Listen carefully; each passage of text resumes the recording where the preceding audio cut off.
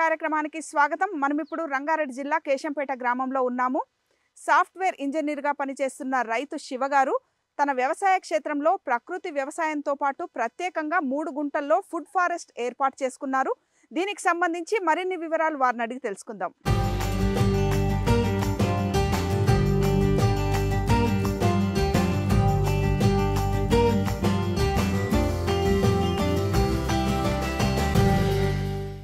నమస్కారం శివగారు. నమస్తే అండి. 3 గుంటల్లో ఫుడ్ ఫారెస్ట్ ఏర్పాటు చేశారు కదా, అసలు ఏంటి ఫుడ్ ఫారెస్ట్ ఏర్పాటు చేయడం వెనుక మీ ఆలోచన ఏంటి? జనరల్గా ప్రతి రైతు కూడా పత్తేస్తే పత్తి, మక్కేస్తే మక్క, ఏది పడితే అది పెట్టేస్తారు. దాంతోపాటు కెమికల్స్తో నిండిపోతుంది. ఫార్మర్ పండ్లు కొనుక్కోవాలన్నా కూడా మార్కెట్లో కొనుక్కోవాల్సిందే. సో అప్పుడు నేను ఏం ఆలోచించానంటే, మన ఇంట్లోకి కావాల్సిన పండ్లు, కూరగాయలు కెమికల్స్ లేకుండా మనమే పండించుకుందాం. సో కూరగాయలు పండించుకుందాం అని చెప్పి ఫస్ట్ కూరగాయలు స్టార్ట్ చేశాను. తర్వాత మనకు పండ్లు కూడా కావాలి కదా. సో మార్కెట్కి వెళ్ళి తెచ్చుకున్నప్పుడు అవి కెమికల్స్, అది ఫార్మింగ్ కెమికల్తో పాటు దానిపైన కూడా డిఫరెంట్ కెమికల్స్ వేస్తారు. అంటే అవి మంచిగా కనిపించడానికి, చూడడానికి నీట్గా ఉండడానికి, ఎక్కువ రోజులు ఖరాబ్ అవ్వకుండా ఉండడానికి డిఫరెంట్ డిఫరెంట్ ఇస్తారు. సో ఇవి మనకు చాలా డేంజర్. కెమికల్ ఫార్మింగ్ కంటే ఎక్కువ డేంజర్ దానిపైన వేసిన కెమికల్. సో అలా కాకుండా మా ఇంట్లోకి పండ్లు మేమే పండించుకోవాలి అని చెప్పేసి నేను కొన్ని చెట్లు తెచ్చి పెట్టాను. ఫస్ట్లో నాకు ఫార్మింగ్ అంటే నాలెడ్జ్ లేదు జనరల్గా. అప్పుడు ఏదో నార్మల్గా కొన్ని మొక్కలు ఆర్డర్ చేసుకుని పెట్టేశాను. మొక్కలని పెట్టిన తర్వాత చూస్తే కొన్ని గ్యాప్లు కనిపించాయి. సరే గ్యాప్లు ఉన్నాయని చెప్పేసి ఇంకొన్ని మొక్కలు పెట్టాను. అలా చేస్తున్నప్పుడు నాకు ఒక 5 లేయర్ అని చెప్పేసి విజయరామ్ గారిది ఒక మోడల్ చూశాను. సుభాష్ పాలేకర్ గారు దాన్ని ఇన్వెంట్ చేశారు. విజయరామ్ గారు దాన్ని ప్రచారం చేస్తున్నారు. సో అది చూసాక నాకు చాలా బాగా అనిపించింది. దాంట్లో ఎక్స్ప్లెయిన్ చేశారనమాట. మహావృక్షాలు ఏంటి, చిన్న వృక్షాలు ఏంటి, దానికంటే చిన్న వృక్షాలు ఏంటి, దాని మధ్యలో కూరగాయలు ఎలా పెట్టుకోవాలి, ఒక మోడల్ చూపించారు. ఓకే, ఆ మోడల్ నాకు చాలా బాగా నచ్చింది. ఆ మోడల్ నుంచి నేను ఏం చేశాను, ఇంకా మొక్కలను అర్థం చేసుకున్నాను. పెద్ద మొక్క ఏది, మహావృక్షాలు. ఇప్పుడు మామిడి, సపోటా ఇవన్నీ మహావృక్షాలు. చిన్న వృక్షాలు అంటే జామ, యాపిల్, సంత్రము ఇలాంటివన్నీ చిన్న వృక్షాలు. సో దాంట్లో మధ్యలో చిన్న వృక్షాలు రావాలి. ఇప్పుడు పెద్ద చెట్టు పక్కన పెట్టామనుకోండి, రెండింటికి పోటీ డామినేట్ అయిపోతుంది. అదే దాని పక్కన చిన్న మొక్క పెడితే డామినేషన్ ఉండదు. సో మనం ఫారెస్ట్లోకి వెళ్ళినా కూడా అన్ని మొక్కలన్నీ అసలు విపరీతంగా కనిపిస్తాయి. ఎక్కడ చూసినా ఒక సైజులో ఉండవు, ఒక రోలో ఉండవు, ఎలా పడితే అలా ఉంటాయి. కానీ అన్ని హెల్తీగా ఉంటాయి. అన్నిటికీ సీజనల్ ఫ్రూట్స్ వస్తాయి. ఎవరు మెయింటైన్ చేయరు, ఎవరు కెమికల్ వేయరు, ఎవరు వాటర్ కూడా వేయరు. సో అలాంటి మోడల్ ఒకటి డెవలప్ చేయాలని చెప్పేసి నేను మా పొలంలో స్టార్ట్ చేశాను. సో ఫస్ట్ పెద్ద మొక్కలు పెట్టేశాను, దాని పక్కన చిన్న మొక్కలు, దాని పక్కన ఇంకొంచెం చిన్న మొక్కలు, అలా పెడుతూ అదొక ఫారెస్ట్ మోడల్. నాకు తెలియకుండా ఒక ఫారెస్ట్ మోడల్ కన్వర్ట్ అయిపోయింది. దాని పక్కన ఇంకోటి 5 లేయర్ బాక్స్ అని పెట్టుకున్నాను. దానికి దీనికి మెయిన్ తేడా ఏంటంటే 5 లేయర్ లో మనము బెడ్ చేసుకుంటాం. నీట్గా బెడ్ చేసి ల్యాండ్ అంతా మంచిగా ఫస్ట్ ప్రిపరేషన్ చేసుకుంటాము. ప్రిపరేషన్ చేసి బెడ్ చేసి దానిపైన మొక్కలు పెడతాం. దాంట్లో టోటల్ 81 మొక్కలు వస్తాయి.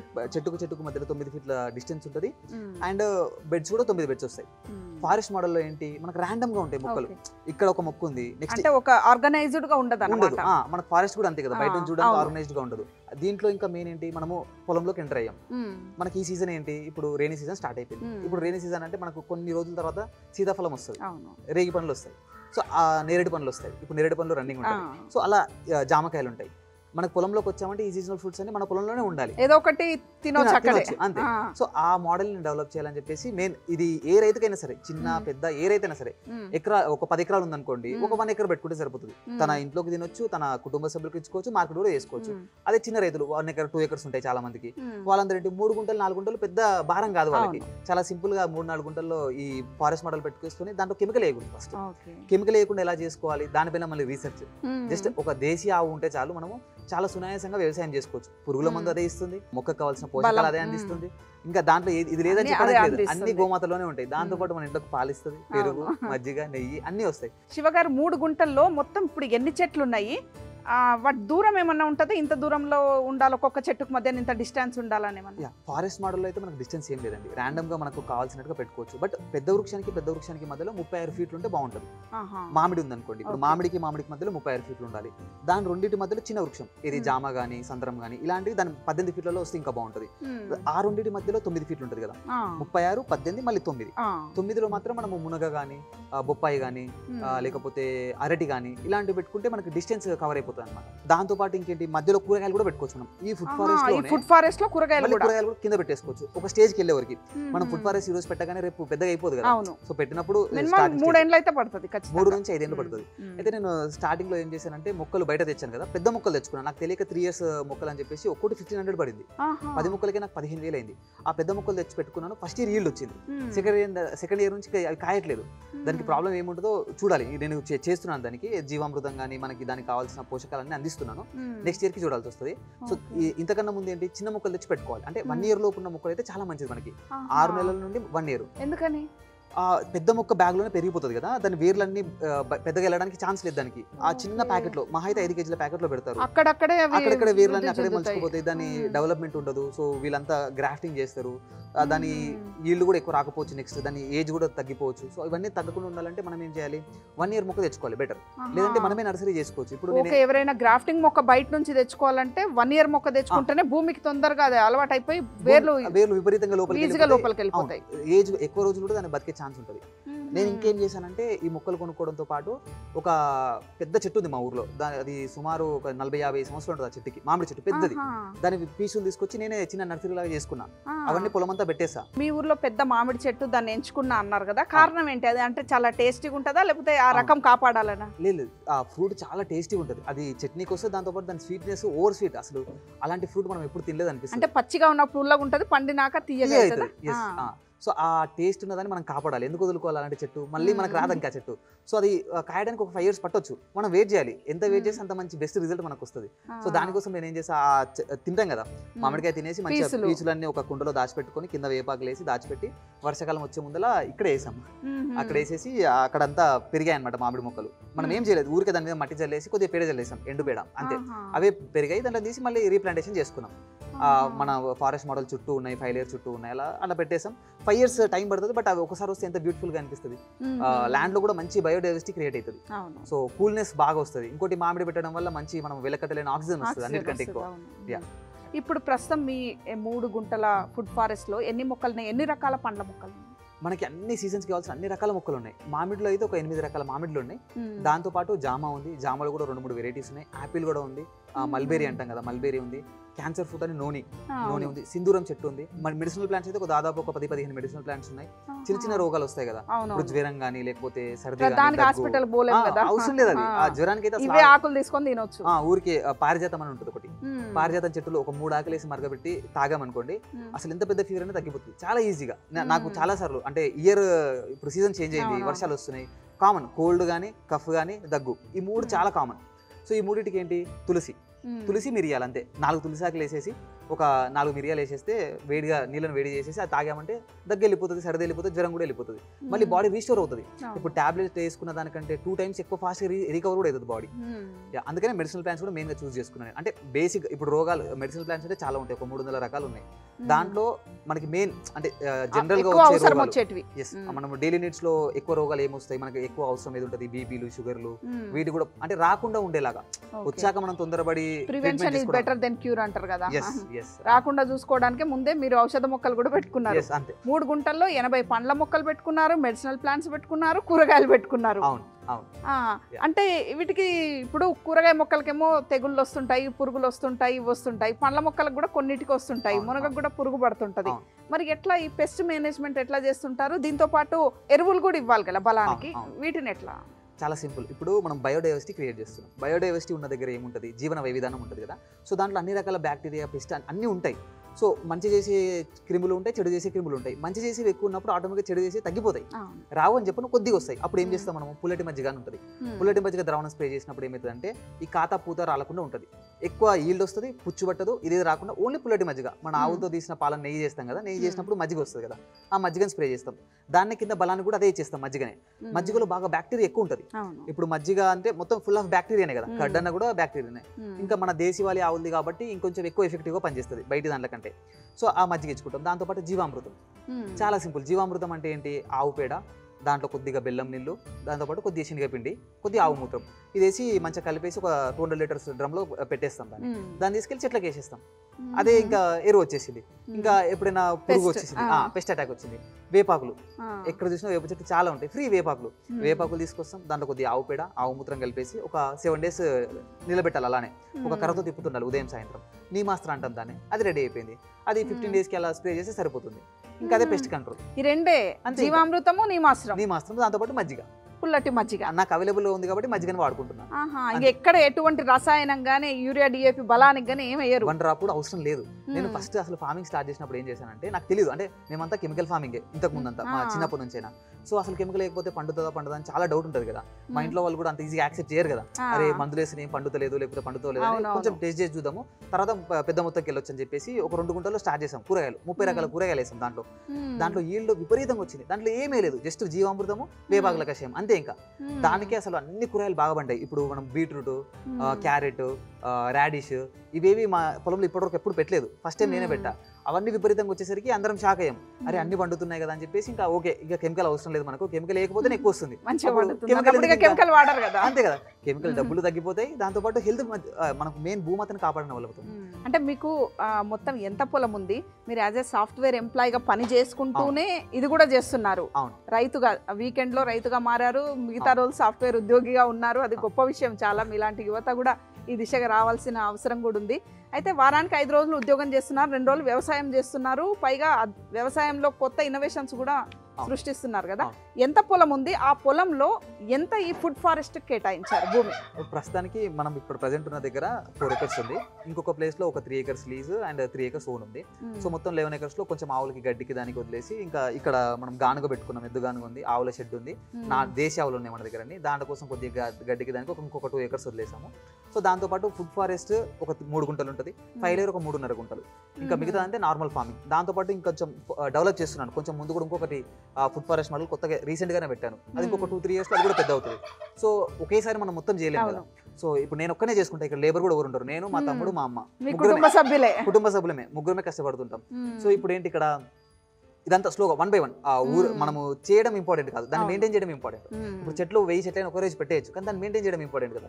సో మన మెయింటెనెన్స్ ఎంత అవుతుందో అంత స్లోగా 1 by 1 డెవలప్ చేస్తున్నాం. ఇప్పటికి ఒక 2 బాక్స్ ఫలితం కాదు, లాంగ్ టర్మ్ లో ఫలితం వస్తుంది. సో ఒక బాక్స్ 2 బాక్సులు రెడీ చేశాను. దాంతోపాటు ఇంకా పొలం అంతా ఇలానే ఒక చిన్న ఫారెస్ట్ ఒక దగ్గర, కూరగాయలు పండించడానికి ఒక దగ్గర, మనకి రైస్ కావాలి కదా తినడానికి, రైస్ ఒక దగ్గర, మిల్లెట్స్ ఒక దగ్గర, కూరగాయలు ఒక దగ్గర, అలా డిఫరెంట్ ప్లాట్స్గా డివిజన్ చేసుకొని చేస్తున్నాను. ఇప్పుడు సింపుల్గా చెప్పాలంటే మాకున్న ఫామ్ ల్యాండ్ నేను సింపుల్ డిజైన్ చేసుకున్నాను.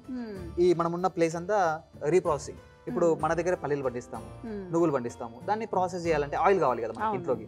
ఆయిల్ కావాలంటే ఇక్కడే ప్రాసెసింగ్ యూనిట్ ఒకటి వచ్చేసింది. ఆవులు ఉన్నాయి, ఆవుల దగ్గర నుంచి పాలు వస్తాయి మనకి డైలీ. పాలను ఏం చేయాలి, మనము నెయ్యిగా కన్వర్ట్ చేయొచ్చు. సో నెయ్యిగా ఇక్కడే కన్వర్ట్ చేస్తాం. పెద్ద కవం ఒకటి తీసుకున్నాం, మెషిన్ వాడడం, దానికి కూడా చేతోనే తిప్పుతాం. అది మంచి ఎక్సైజ్ బాడీకి మెయిన్.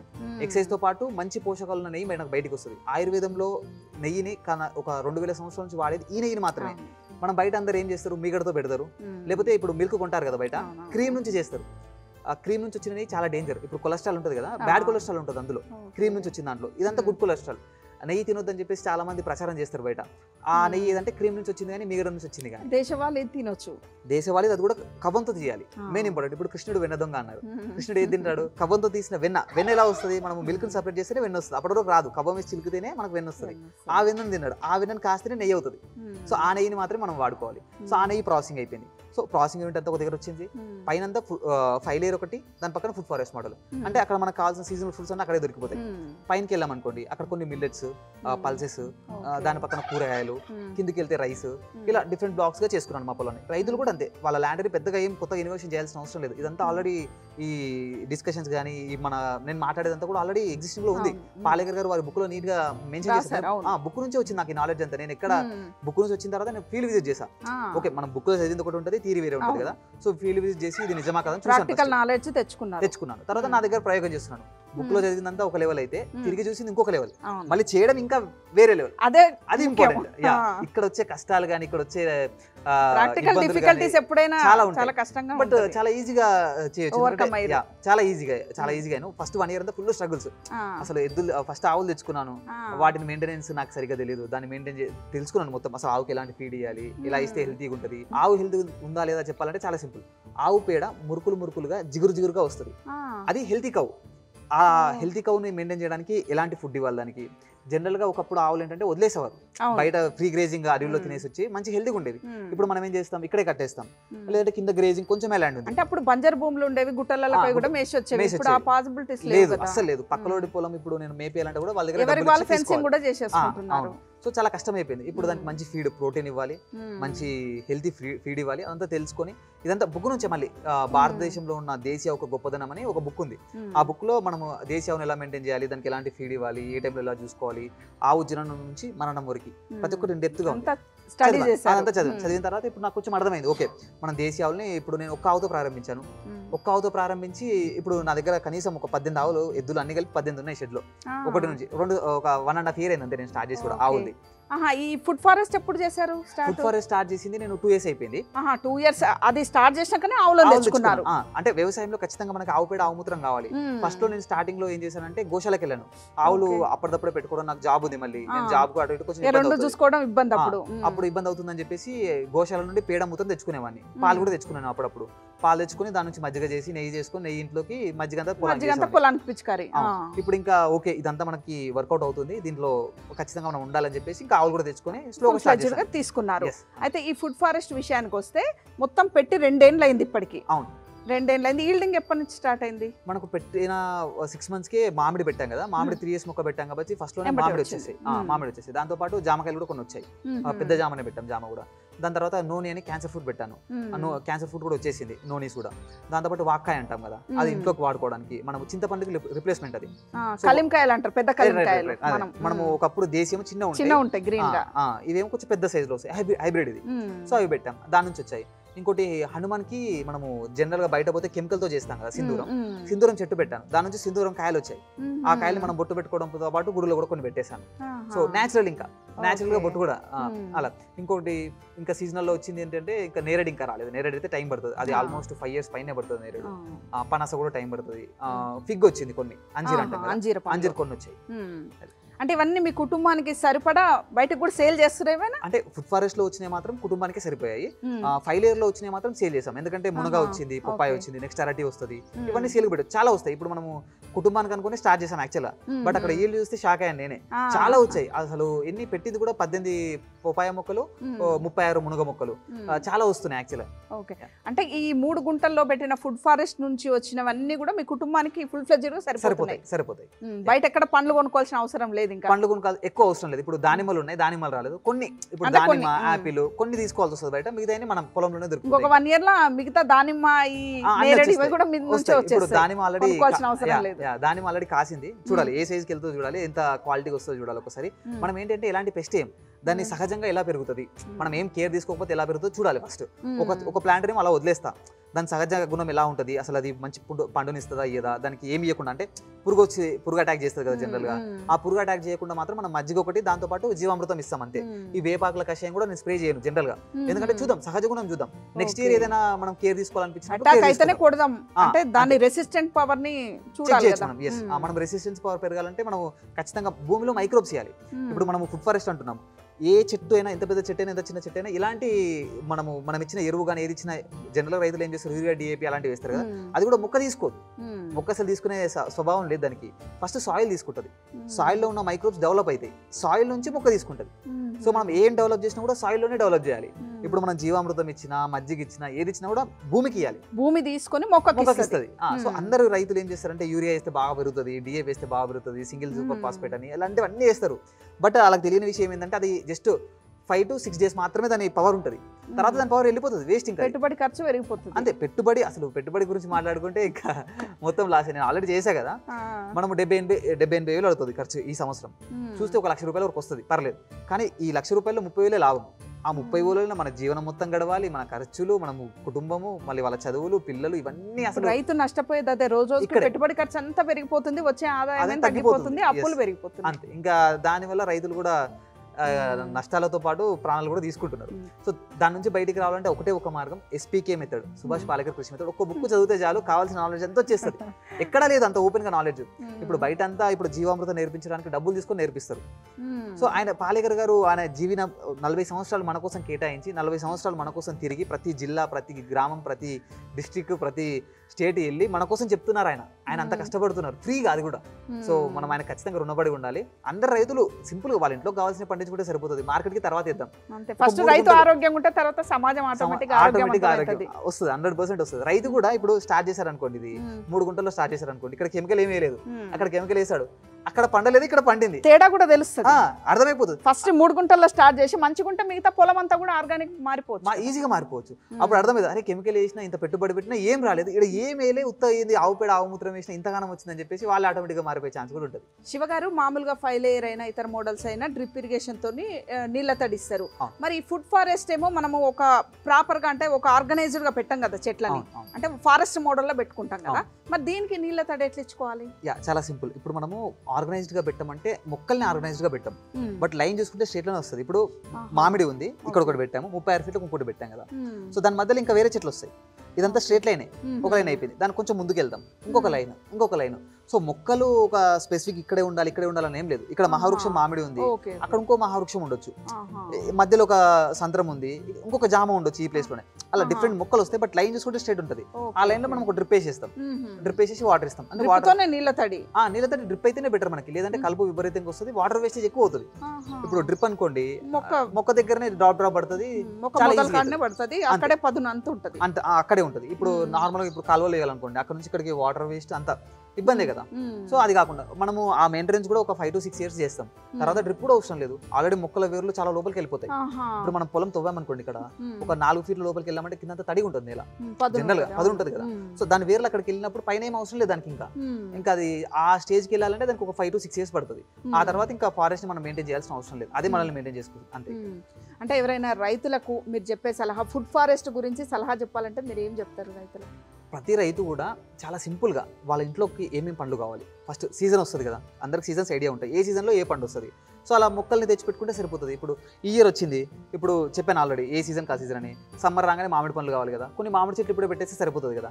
మామిడి, సపోటా, జామ అలా కొన్ని చెట్లు తీసుకురావాలి, ఒక 10-15 రకాలు తెచ్చేసి ఒక బార్డర్లో, అట్లీస్ట్ బార్డర్లో అయినా సరే, మాకు పొలం వేస్ట్ అవుతుంది అనుకున్నప్పుడు బార్డర్లో పెట్టేసుకోవచ్చు. లేదు పొలం వేస్ట్ కాదు, నాకు కొన్ని చెట్లు బాగా కావాలనుకుంటే ఒక చిన్న బాక్స్ చేసుకొని ఆ బాక్స్లో మొక్కలు పెట్టేసుకుంటే సరిపోతుంది. చాలా ఈజీ.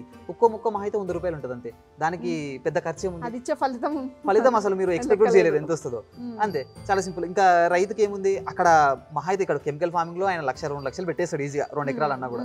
ఇక్కడ ఏముంది, మహా అయితే 10,000 రూపాయలు పెట్టేస్తే అంత ఫుడ్ ఫారెస్ట్ మోడల్ వచ్చేస్తుంది. ఇప్పుడు కొందరు రైతులు ఏంటి, అసలు వాటరే లేవు మా పొలంలో, మేము ఓన్లీ రెయిన్ ఫెడ్డే చేసుకుంటాము అని కొందరు రైతులు ఉంటారు కదా. వాళ్ళు ఏంటి, ఒక 10 మొక్కలు పెట్టేసుకోండి, 10 సీజనల్ ఫ్రూట్స్ పెట్టేసుకోండి. దాన్ని మెయింటెనెన్స్ ఎప్పుడు చేయాలి, ఇప్పుడు రైనీ సీజన్, ఇప్పుడు కరెక్ట్ టైం పెట్టడం, మీరు వాటర్ కూడా వేయాల్సిన అవసరం లేదు.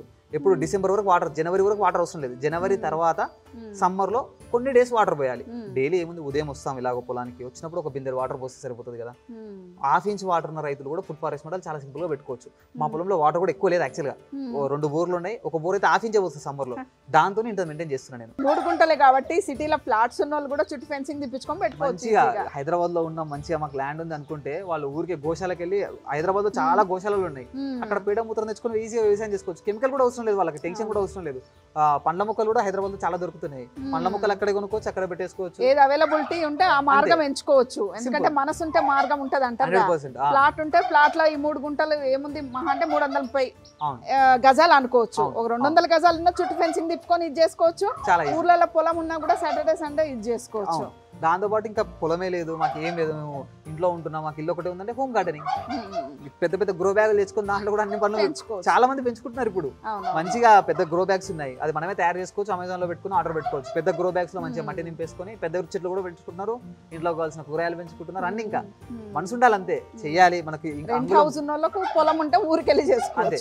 ఇంకా బెస్ట్ చెప్తా, అసలు మాకు ఇక పొలం లేదు, మేము చేయలేము, ఇది మా వల్ల కాదు, మేము చాలా బిజీ లైఫ్ అనుకున్నారు అనుకోండి, చేస్తున్న రైతులు ఉన్నారు, రైతుల దగ్గరికి వెళ్ళండి, ఆల్రెడీ చేస్తున్న రైతుల దగ్గరికి వెళ్ళిపోయి మంచిగా మాట్లాడుకోండి వాళ్ళతో, వాళ్ళకి ఎంకరేజ్మెంట్ చేయండి. వాళ్ళకి కావాల్సిన డబ్బులు, రైతుకు కావాల్సిన డబ్బులే కదా మెయిన్ ఇంపార్టెంట్. డబ్బులు వస్తే నేను ఏమైనా జరుగుతాడు. సో వాళ్ళకి మంచి సబ్స్క్రిప్షన్ లాగా, నువ్వు నాకు పండి నాకు ఇది, కెమికల్ వేయకు, ఆల్రెడీ కెమికల్ అయిన ఫార్మర్ దొరికితే మీ అదృష్టం, ఆయన దగ్గర తీసేసుకోండి. ఒకవేళ కెమికల్ వేసే ఫార్మర్ ఉన్నాడు అనుకోండి, ఇదంతా చెప్పండి ఆయనకి, నువ్వు ఇలా చెయ్యి, నేను నీకు చెప్తాను, నీకు డబ్బులు కూడా ఇస్తాను రిటర్న్ లో, సీడ్ కూడా నేనే ఇస్తాను. సీడ్ మంచిగా ఈజీగా ఆన్లైన్ లో ఎక్కడైనా దొరికిపోతుంది, మన దేశీ సీడ్ కానీ మొక్కలు కానీ ఏమైనా దొరికిపోతున్నాయి ఆన్లైన్ లో కానీ, ఎక్కడ చూసినా ఓపెన్ సోర్స్ ఉంది ఇప్పుడు, ఒకప్పటిలాగా లేదు. సో ఆ మొక్కలు తీసుకెళ్ళిపోయి రైతుకి ఇవ్వండి, ఆయన పెట్టేస్తాడు, అక్కడ నుంచి కొనుక్కోండి. చాలా సింపుల్ కదా, మీరు చేయలేకపోయినా ఆయన చేస్తాడు. ఆయనకు అప్పుడప్పుడు ఆయనకు హెల్ప్ చేయండి, ఎలా చేస్తున్నారో చూడండి, పట్టించుకోండి, ఆయన ఆరోగ్యం బాగుందా, ఆయన ఫ్యామిలీ బాగుందా చూడండి. ఇప్పుడు ఫ్యామిలీ డాక్టర్ ఉంటాడు కదా, ఫ్యామిలీ ఫార్మర్, మన ఫ్యామిలీ ఫార్మర్ ఎవరంటే ఆయన, ఆరోగ్యం ఆయన ఇస్తుంది. ఇది మంచి మాట, ఫ్యామిలీ డాక్టర్ లాగా ఫ్యామిలీ ఫార్మర్ ఉండాలి, ఆయన హెల్తీ మనం హెల్తీ, చాలు, ఇంకేం కావాలి. థ్యాంక్ యూ శివ గారు, చాలా మంచి సమాచారం ఇచ్చారు. థ్యాంక్ యూ అండి.